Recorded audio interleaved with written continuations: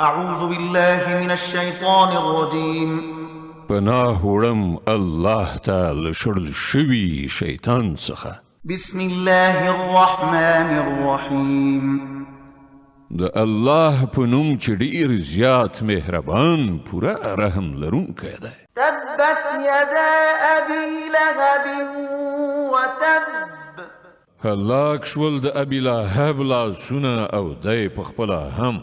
ما أغنى عنه ماله وما كسب د هغه شتمني او څه چې هغه ګټلي هغه ته په درد نه خوړل. سيصلى نارا ذات لهب ارومرو به هغه په تاوجن له لمبو نه ډک اور کې وغورځول شي.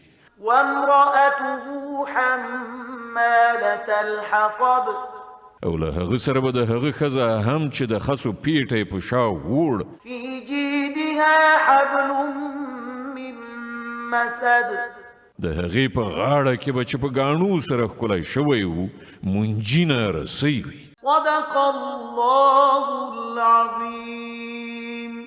الله ستر رښتیا ویونکی دی.